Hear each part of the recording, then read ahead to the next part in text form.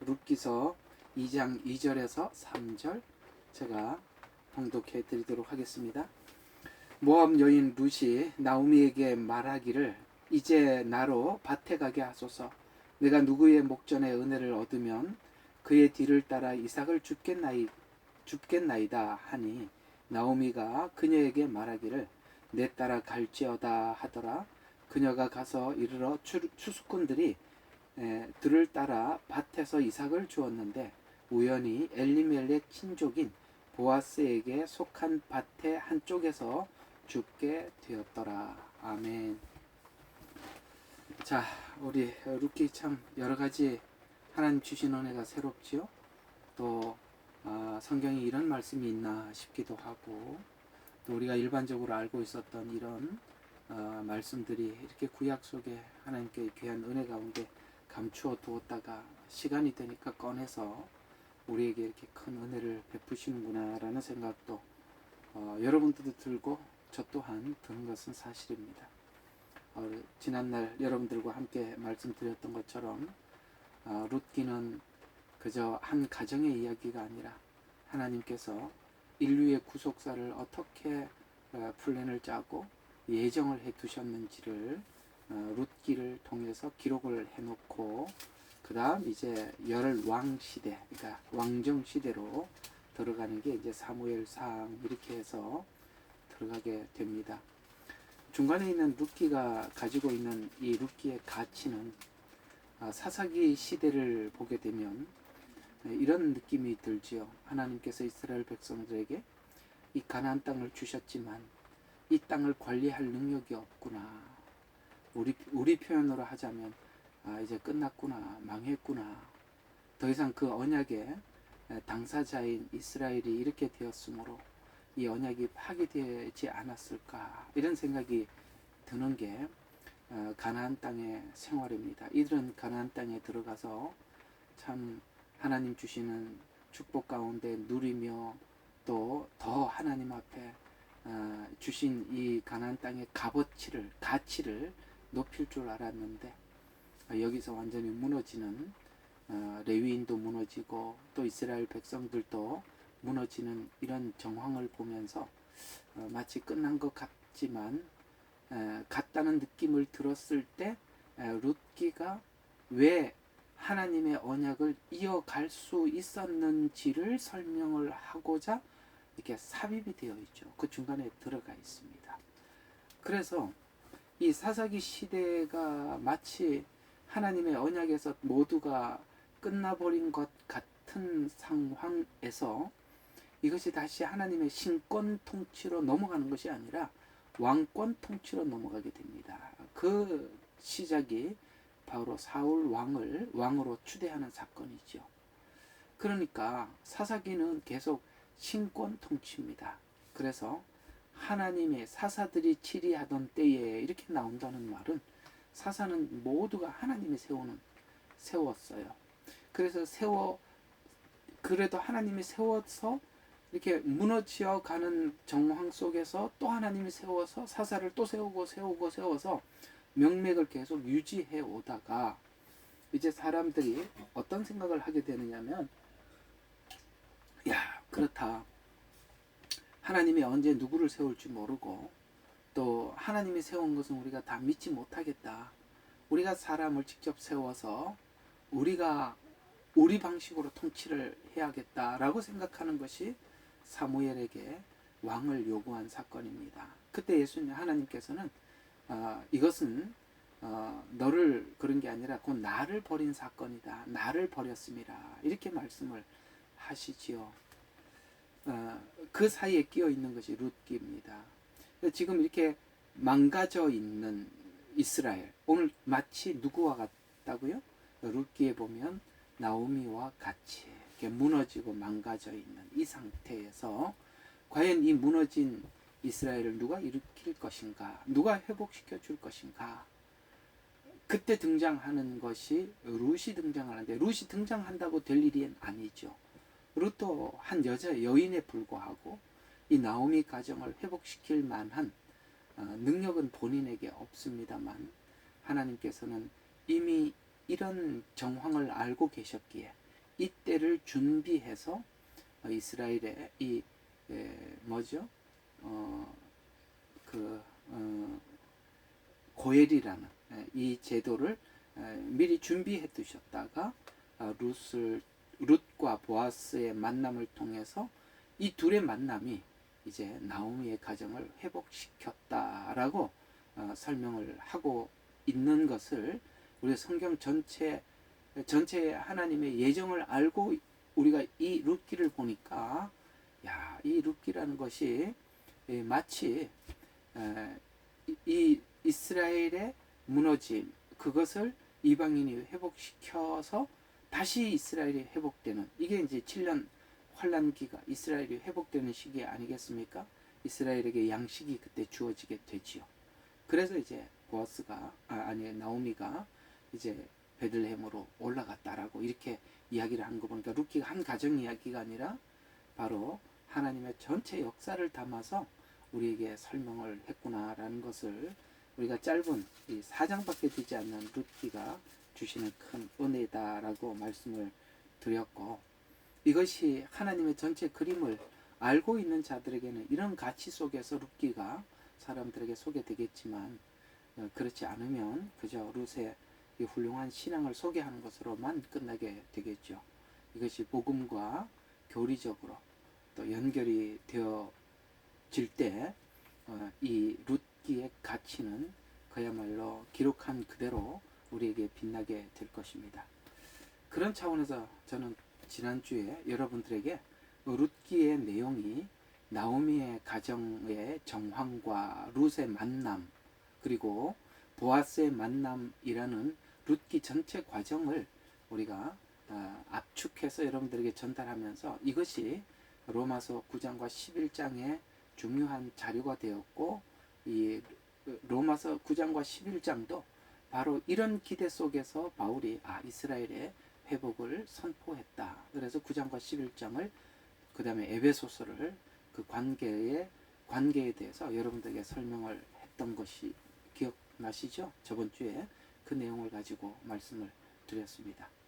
자, 그러면 이번 주에는 왜 이 내용이 그렇게 해석되어질 수가 있고 왜 우리에게 이렇게 더 큰 은혜로 색다른 은혜로 다가올 수 있는 것인가 라는 부분을, 왜 그렇게 해석이 가능한가 라는 부분을 여러분들과 함께 말씀을 드려보려고 하는 것입니다. 여러분, 구약을 읽으려면은 이 구약을 읽기 위해서 성경은 이게 분명한 구약을 이렇게 읽어야 한다, 구약은 이런 내용이다 라고 주시는 힌트가 히브리서 1장 1절입니다. 히브리서 1장 1절은 구약을 보는 눈을 이렇게 열어주는 안경과 같아요. 거기 보면 히브리서 1장 1절이 구약을 이렇게 읽어야 한다라고 설명을 하고 있는 것이, 전에는 선지자들을 통하여, 이거 구약이죠, 조상들에게 여러 번이랍니다. 그러니까 지금 우리가 전하고 있는 이 복음이라는 것이 그냥 어디를 보면 그게 한 번 정도만 그런 이야기를 한 것이 아니라 구약에서는 여러 번 예수님에 관해서 이 구원의 방법에 대해서 여러 번, 이게 한 번이 아니라 뭐 룻기에도 나와 있고 또 다른 데서도 호세아에서도 나와 있고 모든 성경에서 여러 번 반복해서, 그 다음에 그걸 설명하기 위해서는 여러 가지 다양한 방법으로 말씀하신 하나님께서 라고 이렇게 히브리서 1장 1절에 말씀하고 있습니다. 여러 번 말했다. 그러니까 신약에 있는 예수 그리스도의 구원에 관한 이 말씀은 그냥 한 번 나온 것이 아니라 여러 선지자들이 여러 번 반복해서 말했다. 뿐만 아니라 그 설명하는 방법도 아주 다양했다. 예를 들어서 성경의 히스토리, 이스라엘의 전 역사, 거기 나오는 인물, 여기 룻기는 역사도 있고 인물도 있죠. 나오미 가정이 어떻게 모압에 내려갔으며 또 모압에서 다시 베들레헴으로 올라왔다라는 역사, 사실이죠. 역사가 있고 여기 이제 몇 명의 인물이 등장하게 되지요. 룻이 등장을 하고 그 주인공이 룻기잖아요. 룻기니까 주인공은 나오미가 아닙니다. 룻이죠. 그래서 룻이 등장하고 나오미가 등장하고 보아스가 등장합니다. 물론 남편도 있고 두 아들도 있습니다만 사실 그들은 이 룻기라는 그러니까 주인공이 룻이잖아요. 뭐든지 보면 주인공이 등장하지 않습니까? 그런 차원에서 보면 그들이 나오미 가정의 중요한 사람임에는 분명합니다만 그들이 주인공은 아니다라는 것이죠. 그래서 그렇게 보면 이 룻을 눈여겨 봐야 할 필요가 있죠. 자, 그래서 인물, 또 성경에 여러 가지 제도가 있습니다.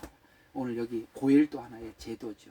이 고엘이라는 제도도 보니까 결국은 이 복음과 깊은 연관이 있음을 우리가 배워왔죠. 그 다음에 상징. 자, 여기 이제 오늘은 이제 인물 안에 있는 상징을 여러분들과 함께 보려고 하는 것입니다. 인물도 상징성을 띠고 있다라는 이런 관점에서 보면 나오미는 나오미대로의 어떤 그 인물이지만 그 인물이 가지고 있는 상징성, 룻이 가지고 있는 상징성, 나오미가 가지고 있는 상징성, 또 모형, 우리가 이제 이해하고 있는 대로 하면 성막 이런 것들이죠. 성막 안에 또 상징이 있듯이. 그래서 여기 이제 문법들, 은유들 뭐 이런 것들이 전부 다 하나님이 다양한 방법으로 우리에게 설명하신 것이다. 거기에 하나님의 복음이 담겨 있고 예언이 숨겨져 있고 그렇다는 것이죠. 그래서 구약은 각종 방법으로 말씀하셨다는 구약 해석의 방법을 알려주셨던 것 같이 룻기는 한 가정의 이동 경로, 그 가정이라고 하면 나오미의 가정이겠죠. 그 이스라엘의 전체 이동 경로. 그 다음에 그 이동 경로로 인해서 이 나오미 가정이 무너지고 그 다음에 이 고엘 제도 때문에 다시 회복되는. 그래서 여기에 있는 역사가 있고 그 다음에 고엘이라는 제도가 등장하고 거기에 인물이 등장하고 이제 이걸 나누어서 복음과 함께 연결을 시켜서 우리가 하나하나 보게 될 때 성경 전체와 이거는 그냥 한 가정 이야기가 아니라 성경 전체와 아주 깊고 깊은 예언이 여기 등장하는구나라는 것을 우리가 알 수가 있는 것처럼 그렇다면 이게 룻기가 우리에게 주인공은 룻이니까 룻은 접붙임을 받은 이방인을 상징하고 있는데 이방인인 룻이 어떻게 보아스를 만날 수 있었는가를 설명하는데 오늘 이 룻기가 예언적 의미를 가지고 있다는 것입니다. 이거 오늘 설교 들으러 왔는데 꼭 신학을 듣는 것 같아서 좀 복잡은 하시겠지만 이런 것까지도 여러분들이 알아두면 뭐든지 이렇게 성경을 보는 방법을 알고 있으면 많이 깊게 보이고 또 많이 보이는 거니까 이런 이야기들도 어디 가서 한번 듣겠습니까? 한번 들어두는 것도 여러분들의 큰 도움이 될 겁니다. 그래서 목사님이 이걸 룻기를 이렇게 예언적으로 설명할 수 있는 거구나라는 것도 여러분들에게 좀 알려드릴 겸 이게 말씀을 드리는 것이거든요. 그래서 성경에서 나오는 인물이 그러니까 성경에는 인물이 나오고 또 인물이 그 역할 아까 상징적 의미를 가지고 있다 했잖아요. 역할에 대한 말씀이 나오는데 예를 들면 이런 역할극들에 대한 이야기들이 참 많이 나오긴 하지만 예를 들면 요거와 흡사한 하나의 했던 역할이 뭐냐면은 야곱이 리브가의 안내를 받아서 이삭에게 축복을 받는 장면이 창세기에 나오죠. 여러분 아시죠? 그래서 리브가가 이렇게 야곱을 마치 에서처럼 이렇게 위장을 하게 하죠. 그렇게 해서 내가 이제 이 하나님께서 내 아버지 아브라함에게 준 이 약속을 내가 후손들에게 줘야 되겠다라는 이야기를 옆에서 살짝 듣습니다. 누가요? 리브가가. 그러니까 리브가의 안내를 받았던 야곱이 이제 그 에서가 받아야 될 축복을 전부 다 야곱이 누릴 수 있었던 것은 바로 리브가의 안내를 받아서 뭡니까? 이삭의 복을 받는 것처럼 이런 게 역할극이라는 게 있다. 요거 이제 뭐 어쨌든 이런 역할이 있어요. 그러면 이 역할들을 보면 이삭은 뭡니까? 그 축복을 주는 자. 계속 아브라함으로부터 축복을 본인이 받았죠. 그 축복을 다음 때에 이어줄 축복을 주는 자라는 측면에서 하나님이 우리에게 축복을 주시죠. 그런 차원에서 역할이 있다라는 것이죠. 리브가는 어떤 역할일까요? 어떻게 하면 그 아버지의 축복을 받을 수 있는지를 준비시켜 주는 자. 그건 누구죠? 그 역할들은 어쩌면은 우리 이렇게 볼 수도 있죠. 예수님. 예수님께서는 아버지께 어떻게 나아가는지, 또 성령님께서도 이제 어떻게 하나님 앞에 나가는지, 이런 부분들을 예수님께서 우리에게 알려주셨고 성령님이 알려주셨다라는 차원에서 보면 리브가는 바로 성령님의 역할 혹은 예수님의 역할, 이런 의미가 되는 거겠죠. 이해가 가시죠? 축복을 하나님은 우리에게 주시는 분이지만 그 축복을 어떻게 받을 수 있습니까? 라는 질문에 예수님은 이렇게 나가야 한다. 성령님께서도 하나님 앞에 이렇게 나가야 한다. 라는 이런 측면에서 구약을 보는 눈이 바로 이런 것이라는 것입니다. 인물이 있고 그 인물에 하나님의 상징성이 있고 그 안에 하나님 역할이 있다라는 차원에서 보면 오늘 룻기에서도 이와 같은 역할이 있는데, 룻이 보아스를 만나서 결국은 나오미 가정을 회복을 시킵니다만, 그러나 룻이 보아스를 만나려면 나오미의 안내를 받아야 하는 것입니다. 마치 야곱이 이삭의 복을 받으려면 리브가의 안내를 받아야 하는 것처럼, 바로 이 부분이 굉장히 중요한, 우리 성도들에게는 굉장히 중요하고 이방인인 우리에게도 굉장히 중요한 의미를 담고 있습니다. 제가 이 정도만 이야기해도 여러분들은 벌써 눈치를 많이 챘을 것입니다. 내가 목사님 무슨 이야기 하려고 하는지 알겠네, 이러면 됐습니다. 여러분들이 생각한 게 그게 맞을 거예요. 어떤 걸까요? 확인만 좀 하지요. 이런 것이겠죠. 룻의 과정을 통해서 바로 룻이 이렇게 보아스를 만났던 것처럼 룻이 보아스를 만나는 과정을 통해서 이방인이 어떻게 하나님을 만나는가에 대해서 하나님은 룻기를 통해서 답을 주고 있는 것이죠. 더 나아가서 여러분 개개인도 성도 한 분 한 분도 어떤 방식으로 하나님 앞에 나갈 수 있는지, 또 어떻게 하나님을 만날 수 있는가를 이해하는데 특별히 누가 굉장히 중요하냐? 룻이 보아스를 만나지만 그 중간에 필연적으로 이 나오미가 없이는 아무것도 할 수가 없는 것입니다. 나오미가 있었기 때문에 모압 땅에서 어디로요? 모압 땅에서 지금 이 베들레헴으로 올라올 수도 있었고, 나오미가 있었기 때문에 보아스를 어떻게 만나는지 안내를 받게 되죠. 이런 차원에서 보면 오늘 이방인인 우리가 예수님을 만나기 위해서는 필연적으로 이 이스라엘의 안내라고 하면 우리가 이스라엘이 온 인류에게 전달해 준 성경이죠. 하나님 말씀입니다.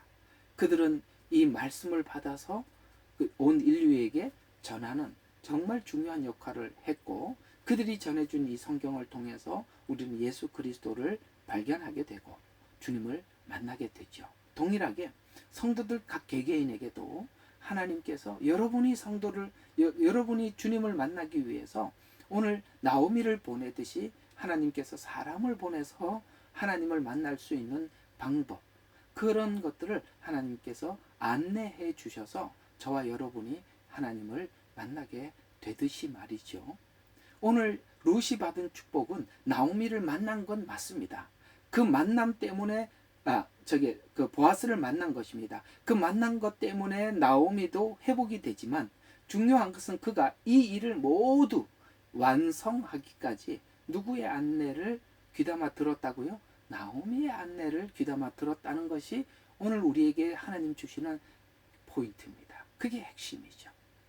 그래서 오늘 이방교회가 이렇게 복음을 받게 된 것은 하나님께서 오늘 이 나오미를 모압 땅으로 내려가게 했듯이 흩어 보냈고 전파했고, 그래서 우리가 믿어 구원을 얻게 되었다라고 말씀하고 있습니다.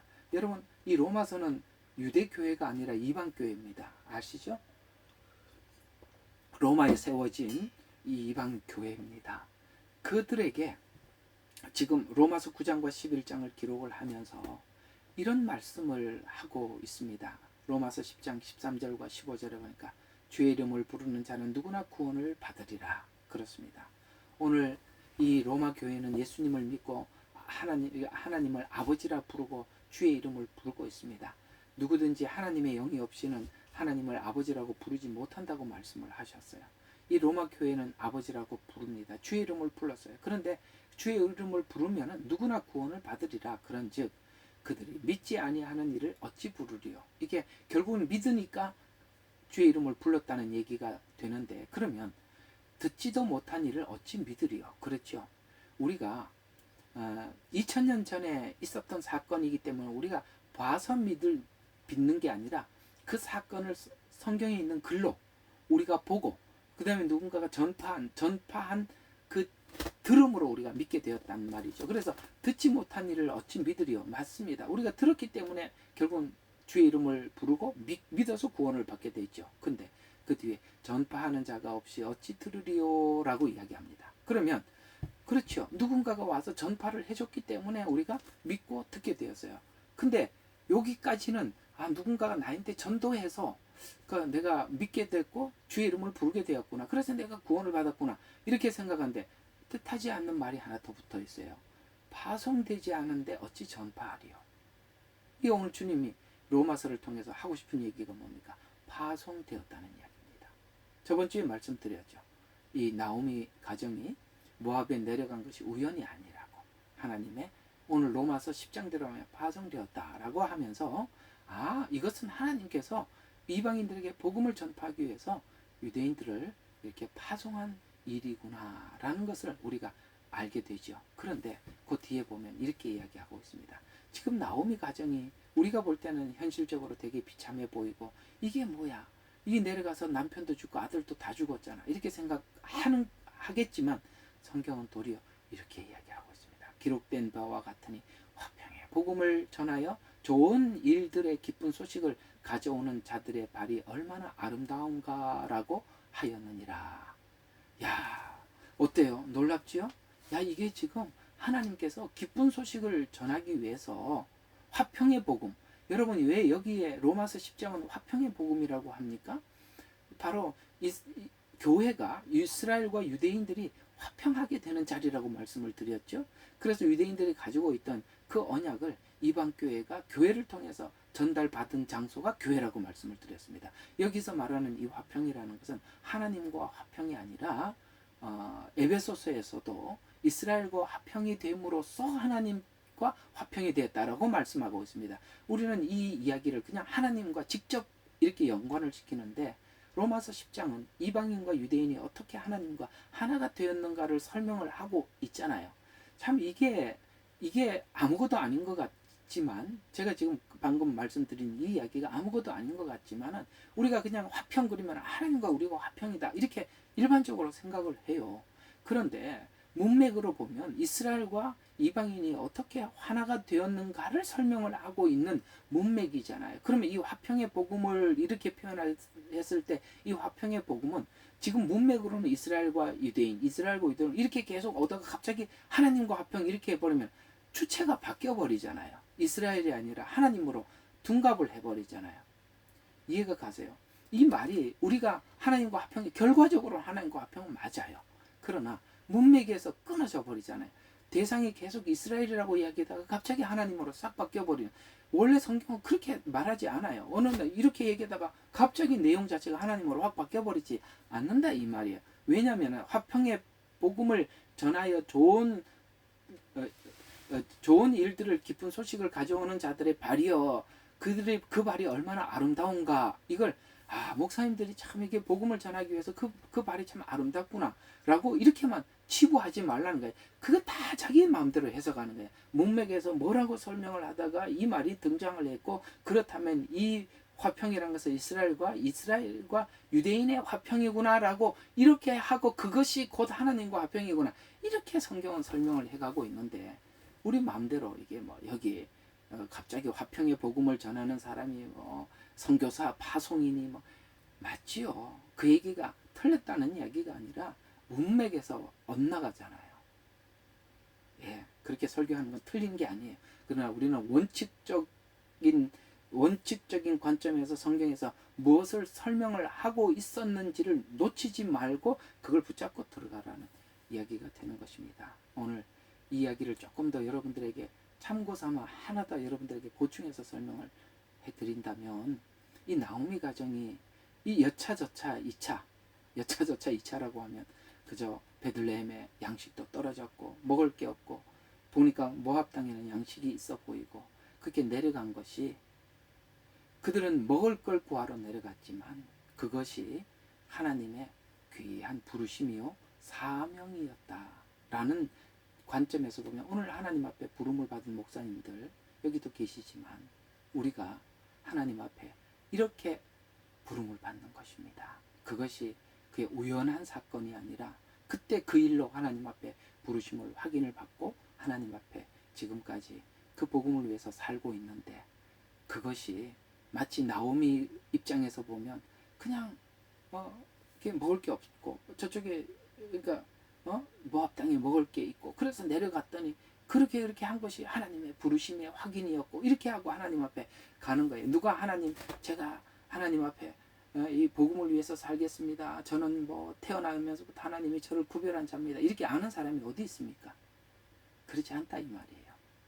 여기 우리가 과거들을 쭉 돌아가 보면 이것들이 그럴 수밖에 없어서 그렇게 했던 것인데, 그럴 수밖에 없어서 그렇게 한 것이 하나님의 어떤 큰 틀 안에 뭔가가 있어서 그것이 내가 하나님과의 이런 계기가 되었고, 이런 일들이 많더라는 것이죠. 나오미가 우리가 보면은 자연스럽게 내려갈 수밖에 없어서 내려갔지만 그것이 하나님 앞에 복음을 전하는, 화평의 복음을 전하는 아름다운 발이요 라고 그 기쁜 소식을 전하는 일이었다, 이렇게 이야기를 하고 있는 것입니다. 그 모든 것이 하나님 안에서는 참 다 복이 된다는 것이죠. 자, 다시 원점으로 돌아와서, 자, 그래서 룻기를 통해서 설명하고자 하는 것은, 룻의 입장인 이방인 입장에서 보면 나오미가 모압에 내려온 일도 하나님이 파송한 일이며 믿어 신앙 고백한 것이 하나님께서 시작한 일이라라고 말씀을 하고 있는 것입니다. 세상 사람들은 모두가 어떤 일들이 우연히 그런 일이 있어서 그 우연이 나를 이렇게 만들었다, 그 우연 때문에 내가 이렇게 됐다, 이렇게 많이들 이해를 하고 있는데, 우리 그리스도인들은 우연히 하나님이 가지고 계셨던 필연이라는 것이에요. 자, 다시 한번 뭐라고요? 우리에게는 우연이 없어요. 필연이에요. 예레미야 눈물도 생긴 것도 하나님 우연히 그때 외치고 싶어서 그걸 가만히 있을 수가 없어서 외쳤는데, 하나님 지금 보니까 뭐예요? 그건 하나님의 필연적으로 이렇게 준비했던 것이다. 또 우리에게 우리 인생 속에 일어났던 많은 일들이 마치 우연하게 자연스럽게 흘러간 것 같은데, 그것이 하나님께서 우리를 인도하는 방식 안에서 그게 지금 보니까 그게 그렇게 중요한 하나님의 필연이었구나 라는 것, 우리 많이 겪고 경험해 보셨지 않습니까? 이런 것처럼 말이죠. 그래서 룻이 파송한 자의 안내를 받아서, 그 하나님께서 파송을 했죠. 안내를 받아서 보아스를 만나게 된 룻과 같이 성도 개개인은 하나님께서 보내신 자를, 하나님 보내신 자의 안내를 받아야 되는 것입니다. 룻 오르바는 그걸 거절한 겁니다. 하나님이 보냈죠. 나오미를 하나님이 보냈습니다. 그러나 그것을 거절했죠. 그러나 우리의 믿음이 뭐냐? 하나님께서 나를 인도하시는 방법이 하나님께서 사람을 보내서 나를 인도한다는 거예요. 그걸 우리가 놓치지 않는 게 그게 진짜 복입니다. 진짜 중요한 건데, 이게 사람들과의 관계를 사람들이 우습게 여겨요. 진짜 우리가 알지요. 우리가 보통은 알아요. 하나님께서 모르게 그냥 넘어가게 할 리가 없어요.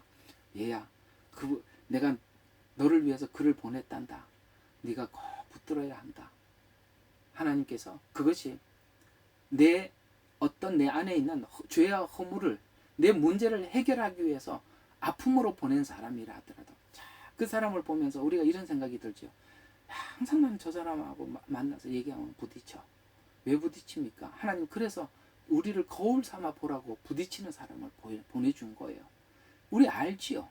저거 하나님께서 나를 보라고, 내 속에 있는 그걸 보라고 하나님께서 저분을 보내주셨다라는 것을 보통은 다 알고 있으면서도 마치 아닌 척, 모르는 척 그렇게 하거든요. 그걸 우리가 하나님께서 주신 것이라는 것을 우리가 믿는 믿음이 그게 우리에게 너무나도 중요한 것입니다. 오르반은 그걸 거절하게 되지요. 그러나 룻은 그걸 받아들이는 것입니다. 하나님이 보내준 자를 받는 것이죠. 그래서 이 오르반은 그 안내를 거절하지만 룻은 그 안내를 친절하게 나오미가 해주게 되고 그걸 잘 받습니다. 나중에 그 안내 받는 이야기들이 여기 참 많이 나오지만은 오늘 우연히라는 표현을 써요. 우연히 그 밭에 갔더니 그것이 바로 보아스의 밭이고 이 가문을 회복시킬 수 있는 유력한 사람이었다라는 것을 룻이 가서 그 나오미에게 이야기를 하지요. 그리고 이 어떻게 해야 이 보아스와 함께 만나서 이 나오미 가정을 회복시킬지를 룻기서 3장에 우리 다음번에 하지만 짤막하게 그 나오미가 얼마나 친절하게 설명을 해 주었는지 또 그 설명해 주었던 이 설명을 얼마나 이 룻이 친절하게 그 이야기를 잘 들어서 순종을 했는지를 룻기서 3장 2절과 6절 한번 잠깐 읽어보고 다음번에 할 거지만 한번 봅시다. 자, 3장 2절과 6절입니다. 이제 내가 함께하였던 여종들은 둔 우리의 친족 보아스가 있지 아니하냐 보라. 그가 오늘 밤 타작 마당에서 보리를 키질하느니라. 그러므로 너는 목욕을 하고 기름을 바르고 옷을 입고 타작 마당으로 내려가서 그가 먹고 마시기를 다 하기까지 그 사람이 너를 보지 못하게 하고 그가 누울 때에 너는 그가 눕는 곳을 알았다가 너도 들어가서 그의 발꿈치를 들추고 누우라. 그리하면 내가 어찌하여야 되는지를 그가 내게 말하리라. 룻이 그녀에게 말하기를 어머니께서 내게 말씀하신 모든 것을 내가 행하리이다. 무슨 뜻인지 아시겠죠? 하나님께서는 우리는 하나님을 어떻게 만나야 하는지 어떻게 돼야 되는지 우리는 알지 못해요. 그래서 우리는 유대인의 인도를 받아서 주님을 어떻게 만나는지 그들이 남겨준 성경을 통해서 우리가 이해를 하는 것입니다. 그리고 마지막 때도 이스라엘을 통해서 하나님의 시간표를 알려주고 계시듯이 우리 성도 각 개개인의 신앙을 어떻게 인도하시느냐. 하나님께서는 여러분 개개인을 인도하기 위해서 사람을 보내주시는 거예요. 그 사람을 보내줬는데 여러분들도 다 압니다. 아, 저분이 나를 위해서 내 신앙을 위해서 보내주셨구나. 그래서 나를 위해서 보내준 목자구나. 양은 그 목자의 음성을 안다 그랬어요. 그건 물론 그 목동이 제가 하나님의 말씀을 전하지만 그건 나를 사랑하시고 나를 위해서 십자가에 죽으신 예수님의 말을 그분의 목자장의 말을 저 목동이 나에게 전하고 있구나. 여러분 듣자 말자 알잖아요. 모를 리가 없어요. 하나님이 다 알게 해주셔요. 그걸 사단은 자꾸 아니라고 하거나 그 어떤 개인적인 감정과 그 개인적인 문제로 인해서 자꾸 그 사이를 파고들어서 갈라서 우리가 그 안내를 받지 못하게 하는 거예요. 오늘 여기 3장에 정말 이 나오미가 이렇게 해서 저기 보아스를 만나라고 구체적으로 설명을 해줄 때 앞에 룻이 고백을 했죠. 어머니의 하나님이 내 하나님. 어머니가 가시는 곳에 어디든지 가고 어머니가 죽고 있는 곳에 내가 죽겠다라고 말로만 고백한 것이 아니라 오늘 어머니의 그 친절한 안내를 룻은 다 수용을 하는 것입니다. 이게 중요한 거예요. 이게 여러분들을 하나님이 인도하는 방식이라는 거예요.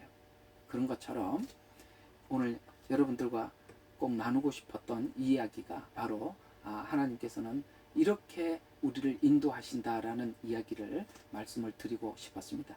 이 이야기를 성경은 이렇게 몇 군데 성경에 기록하고 있습니다. 이 성경 구절만 여러분들과 함께 나누고 마치도록 하겠습니다. 자, 여러분 마태복음 10장 40절에 보면 이런 똑같은 이야기, 방금 제가 여러분들에게 권면했던 것 같은 이 말씀을 이렇게 이야기합니다.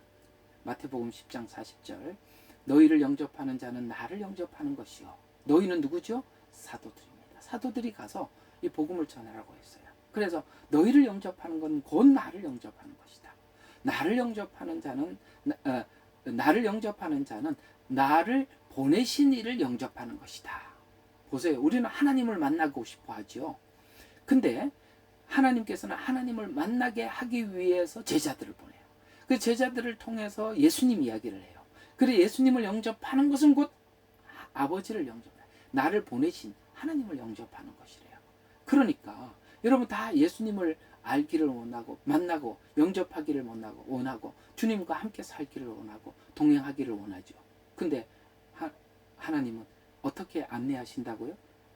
너희를 영접하는 자는 나를 영접하는 것이다. 여러분 이걸 꼭 기억하십시오. 세상이 무너져도 하나님께서 여러분의 신앙을 위해서 보내준 그 사람을 소중하게 여기고 그의 안내를 받는 것, 그렇게 중요한 것입니다. 그것이 곧 하나님께서 일하는 방식이라. 또 열왕기상 17장 13절과 16절에 보면 하나님의 사자를 받아들이는 것은 하나님의 복을 받는다는 의미를 담고 있다라고 말씀을 하고 있어요. 열왕기상 17장 13절과 16절에 보니까 엘리사가 사르밧 과부에게 이렇게 말합니다. 두려워하지 말고 내가 말한 대로 하라 라고 인도하여 과부의 순종에 가뭄 속에서도 정말 축복이 이어지게 되죠. 이 사르밧 과부에게 그 누구죠? 사르밧 과부에게 엘리사가 뭡니까? 공궤를 받게 되고 그 다음에 그걸 먹고 난 이후에 이 사르밧 과부에게 계속 하나님께서 축복을 채워주시는 것을 경험하였던 것처럼 오늘 두려워하지 말고 내가 말한 대로 하라. 오늘 여기 또 보니까 룻기가 그렇게 룻이 나오미가 말한 대로 따라해서 하나님께서 이 보아스와 직접 만나는 축복을 주셨습니다. 히브리서 13장 17절에 이 말씀을 우리가 알아듣기 쉽게 이렇게 설명하고 있습니다.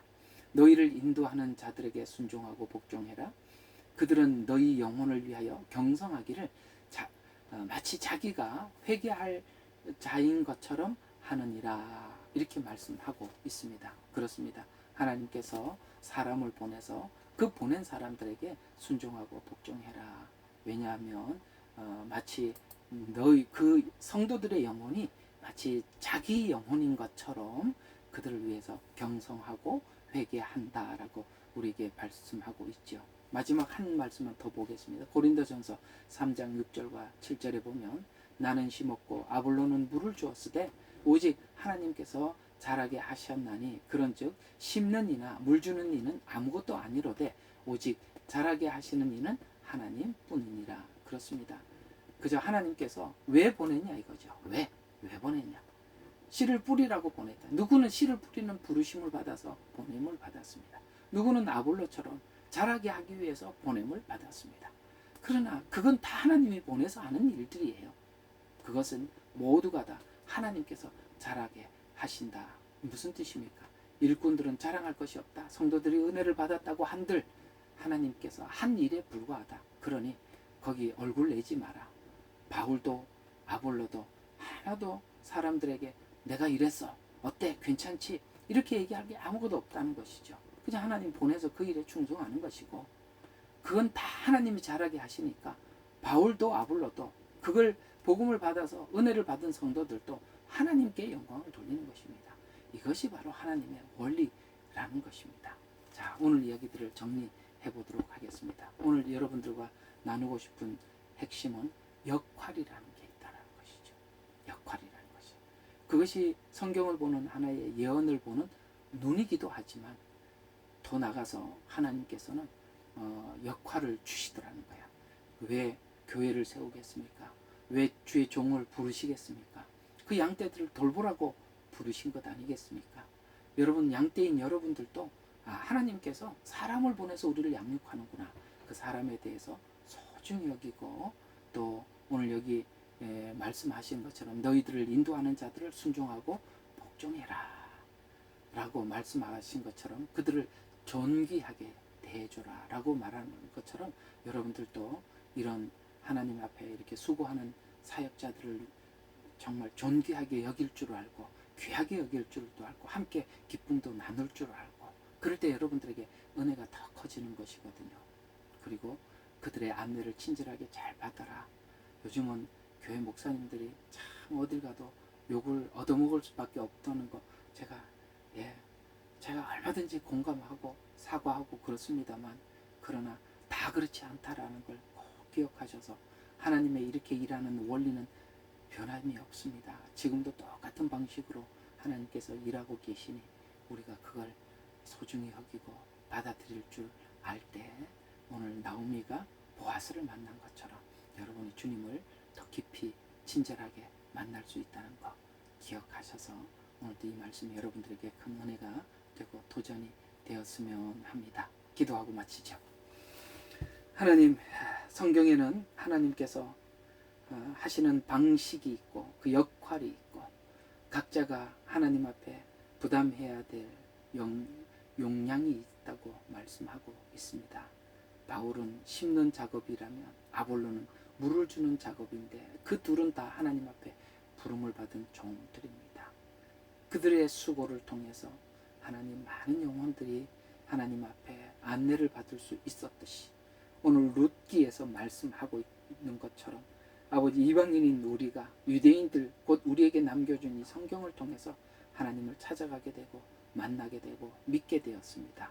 이 모든 것이 하나님의 예언 안에 있고 그 과정 안에서 오늘 하나님 앞에 왔사오니 아버지 하나님, 이후에도 우리가 이런 하나님의 일하시는 방식을 이해하고 받아들여서 하나님 이 만남을 서로가 소중히 여길 줄 아는 우리 예레미야의 눈물 성도들이 되게 하옵소서. 예수님 이름으로 기도드렸습니다. 아멘.